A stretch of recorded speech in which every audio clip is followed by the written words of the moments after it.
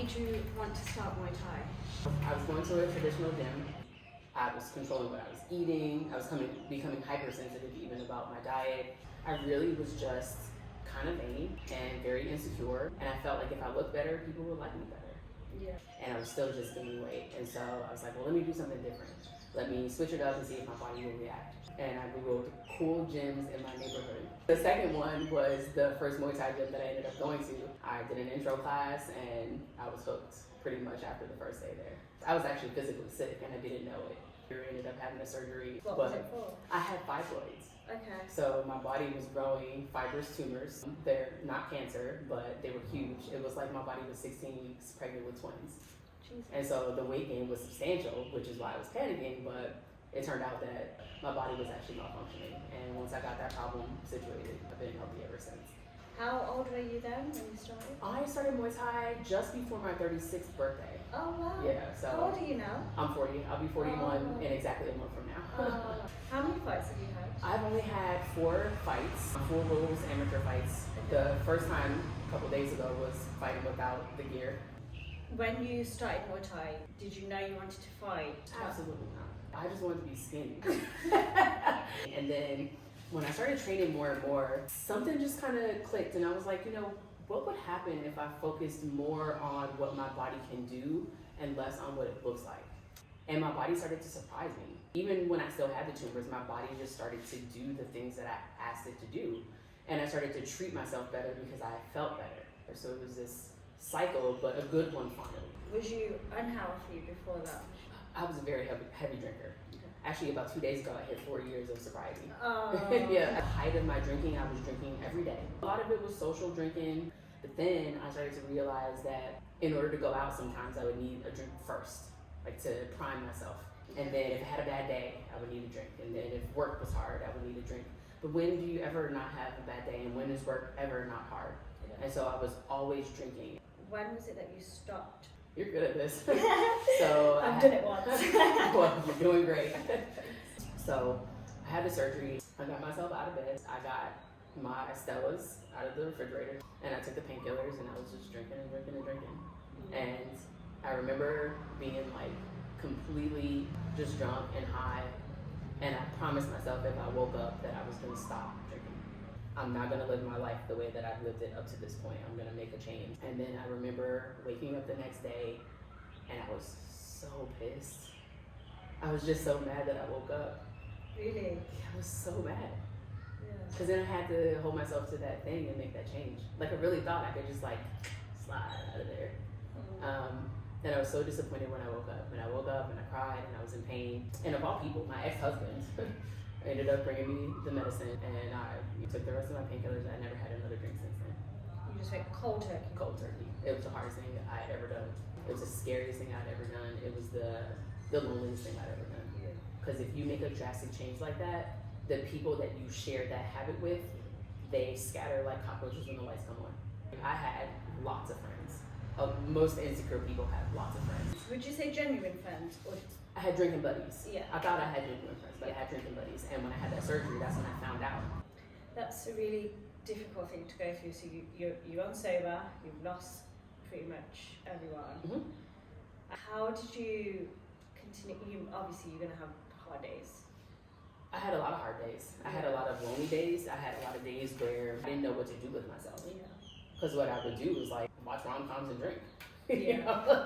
You get a good cry, but then I didn't have the alcohol to facilitate all of that. I had to learn myself. I had to learn what I actually liked. I had to learn who I actually am. Yeah. I had to learn what kind of people I wanted to be friends with. Because, bad habits can really make you feel like you're bonded to people when you're not actually bonded to them, you just share this bad habit in common. I'm a very different person than I was 4 years ago. People are not allowed to come and go recklessly in my life. Like my boundaries are very different. The people with whom I share my time is very important to me. And a lot of that changed when I found the sport, when I got sober, and when I found this community. I just started to value myself more and people started to value me the same way that I value myself. So I'm appreciative of that. How has self-defense affected your life? I think that overall I've just become more confident in the way that I maneuver the world. Yes, I live in Philadelphia. I've been divorced for pretty much as long as I was married, probably almost 10 years now. So I pretty much walk the world by myself. I work part-time at the gym that I train. I'm walking up and down city streets at odd hours. And I don't do it recklessly because I can handle myself, but I do feel more confident that I can be in an uncomfortable situation and get myself out of it if I need to. What I will say is that my first instinct is to run. The fight or flight, I'm flight. I'm always running. Yeah. But also, that's something I couldn't do 4 years ago. Like right now, I can run 4 miles in these flip-flops and be okay. You know? No, there's just something about being able to handle yourself physically that allows you to stand a little bit taller. Yeah. And it allows you to not have to tell everybody what you can do, but you know within yourself. I know what I can do. I'm confident in it. If you fuck around, you'll find out. But maybe we don't have to go there. Yeah. You know? Don't fuck around. Exactly. Your first Muay Thai gym, how did you find starting it, being a beginner, going into a gym? I'm guessing it was full of males. It was extremely intimidating. Extremely intimidating. Even as a person who is commonly perceived as a strong black woman, you walk into a combat sport gym and it's easy to feel this small. And unfortunately for me, I walked into probably the most toxic environment that I could. And I found myself in a very poor situation pretty quickly, and I didn't know how to handle it. I unfortunately got involved intimately with the person who owned and ran the gym. It was very secretive. I got into a physical altercation with this person. He punched me in the face with bare hands. Why? What led to that? You know, he had a bad day. He had a bad day. He was very volatile, not very emotionally stable. And I said, hey, I wanted to try to do 3-minute rounds today. Would you change the clock? And he said, well, if you wanted the clock changed, then you should have fucking changed it yourself. To me, the best thing was just to kind of scurry away and get small. And so that's what I did. And he's like, no, get your shit, get the fuck out of my gym. And it was 0 to a million, just like that.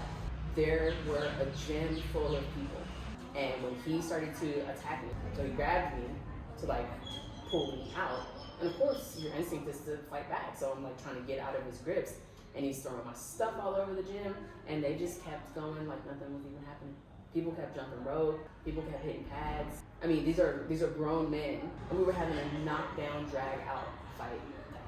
Yeah. And nobody helped me. Did he ever take accountability?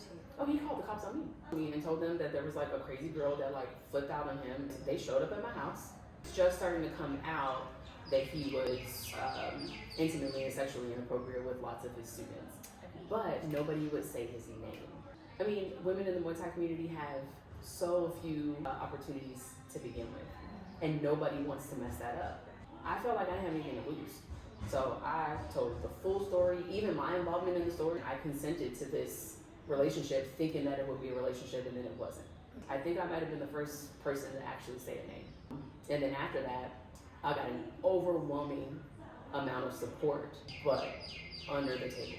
How was he as a coach? I'm not gonna lie, I thought he was cute, and he was popular, and I was just a little baby, and oh my god, this is so cool. But now that I have experienced good coaching, the way that I've been able to completely level my Muay Thai up at my new gym has been astounding. I mean, the work ethic is completely different, and the only expectation is you show up, you work hard. These two coaches that I have not only care about my safety in the ring, they care about my technique, they care about my diet. I can talk to them about when I'm having my period. There are always tampons and pads in the changing rooms. Really? Yeah, it's an environment where not just a gym with a bunch of guys and a few girls go here. We belong there. It's pretty cool to be part of it. It's nice to feel the comparison. Yeah. Then you really appreciate it. You'd appreciate a good gym anyway, but when you when you started at the bottom and now you're here and you can actually say that, you know the difference. Yeah. There are so many women, so many women, and we have our own Facebook page. We call it the No Dudes page. Nice. People talk about their birthday parties and people share recipes. We share the differences in the way that we do our diets versus men. So we have a very good supportive group. We cultivated an environment where we can be open with each other, and if somebody's going too hard, I can say, hey man, you get too hard, and we can keep on going. It's nice when you got to advocate for yourself. Yeah. And What goals or achievements have you made through Muay Thai? The biggest accomplishment that I've had pretty recently is that I no longer lose my cool in the gym. Ever. I've learned self-control. I feel more emotionally stable than I ever have. Finding the ability to be a good training partner has helped me be a better family member. And it really is like reset what I think is important in life. The things that I used to think were important before I started purposely making myself uncomfortable are totally different. How many people go into a gym and get punched in the face every day? That shit's uncomfortable. It's easy to do things that you're naturally good at. Well, if you're naturally good at anything. I'm not really naturally good at very many things. But to run every day, I absolutely, positively hate it. And for at least the first mile and a half, my mind is trying to tell me that we don't have to do this every day. I have to pee, I have to poop, my foot hurts, my boobs are bouncing too much, it's cold outside, it's hot outside, anything. And I just do it anyway. Like, that discomfort makes you more resilient. Yeah. Makes you better in real life uncomfortable situations. You can keep your cool in a more controlled environment, like on a run that you don't actually have to be on. You practice it. When you're put in a situation where you need to keep your cool or where you need to fight or flight, then you're just better for it. I get to the gym and I'm going 100% with everything that I can. When I leave that gym, I'm exhausted because I want that to be the hardest part of my day. So every single thing that I run into after that is easy. And it's working, so I'm just gonna keep doing that. Your last fight, you did amazing, by the way. Oh, Lord. How did you feel about that? You knew your opponent a few days before? So I agreed to the fight 2 days before because I was sick up until then. I was in a bad way. How long had you been training in Thailand? About 3 weeks. But I didn't come here with a plan to fight. My physical goal for being here was to just get myself back in some kind of shape so that I could fight again when I get home. Then I agreed to a fight, and I get the biggest person. I get the biggest person that I've seen in Thailand. Did you know how big the size difference was going to be? Because I watched you in the ring, and that was a clear size difference. Well, I knew it in theory. I knew the numbers, right? But no, you just don't know until you stand across from somebody, and they're like, you're putting your gloves to theirs, and I'm like, looking up and reaching up at my opponent like, oh Lord God, here we go. But it was funny because before we even got in the ring, she walked past me in regular clothes, but then she walked by in Muay Thai clothes before, and I just felt my stomach go like, oh. And I was like, all right. It was crazy. I was terrified until my gloves were on. When my gloves were on, I settled in. Because once the gloves are on, it's like, well, I'm here, you know. No turning back now. Until then, my brain is like, you can still get out of it. But I didn't die though. It was a really tough fight. You are supposed to be looking here at your opponent, but every now and then you see their eyes. You can tell if they're tired. You can tell if they're afraid. You can tell if they know you're afraid. You can tell if they know you're tired. I'm conditioned to the bell. Once the bell rang, I had no nerves at all. Really? Yeah, no nerves at all. Once the bell rings, it's just like, okay, it's on. There were a couple times in the fight where I realized that she hit hard. But then also, like simultaneously, I realized that I was still in the fight. So you hit hard, but you're gonna have to hit harder than that. I don't know how I did it. My corner, I could hear them saying, go forward, and my body kept going. But if there's one thing that I'm proud about, I didn't have to pretend that I wasn't scared, because I wasn't scared. I showed up ready to fight. And how did you feel after that experience? Initially, I felt like crying. It's overwhelming. I don't know. The emotions. Yeah. I feel proud that I did it. I feel a little bit crazy that I did it. I feel like, am I doing this right? This meaning life. There's this whole like download that happens. But the best thing in the world, Coach looked at me and he said, you know what? I'm so proud of you. When you win a fight, people can see how you win. When you lose a fight, people can see who you are. There's so much humility that comes with losing a fight. I don't care if there is a size advantage. Nobody wants to lose. Losing sucks. How you handle a loss and the respect with which you greet your opponent and that shows people who you are. And I'm proud that people got to see who I am because I feel like I handled it well. You fought well. What are your plans now, fighting-wise? As long as I can look my coaches in the eyes and say that I'm giving it everything that I have, I'm gonna fight. But I'll always, always, always be involved in the Muay Thai community in some way. Yes. These are my people. I found a place where I belong. Until my body or my mind says no, I'm still going. What would you advise someone who has never done Muay Thai before, they want to start? The first advice that I would give is to do your research. Look at the social media pages, Google reviews, and then you want to take them all with a grain of salt. But for women especially, your gut don't lie. Go visit a place, talk to the trainers, watch a class, see how people interact with each other, see how many women are there, check out the changing room. Seems so ridiculous, but see if there's tampons in the changing room, see if it's a place that welcomes women, not just tolerates them. Down, once you find that place, don't wait. Don't wait, just do it now. You're not getting any younger. You don't have to be in shape to go get in shape. You don't have to know how to throw a punch. You don't even have to be confident. The first few times, you just gotta get there. But sometimes getting there is the hardest part. Expect to feel overwhelmed, expect to feel like you're not doing it right, because you're probably not, and be okay with that. Because the more consistently you show up, the better you'll get at the sport. A byproduct of that is the better your body will get, the more confident you'll become. You'll find this community of people where you're like, oh, they seem pretty cool. And then before you know it, your life changes. And it's not magic. It seems like magic. It's not. It takes time. I'm biased to Muay Thai because I love it, but I think any martial art, people experience that same growth. You're challenging yourself every day in a way that a lot of other people aren't. It can only make you better.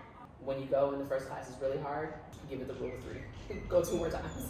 If it's not for you, maybe it's not for you, but then find something else. If you've decided that you want to change your life, just change it. Why do you think women should learn self-defense? It's gonna sound so obvious, but so that you can defend yourself if you need to.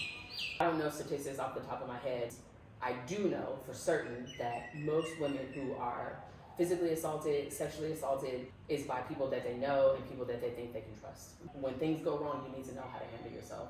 Unfortunately for us, you have to be able to have your own back and get yourself out of situations. That would be the first reason for physical safety. You just carry yourself differently. There's a confidence that comes, and that confidence shines through in areas of your life that you didn't even know that it would.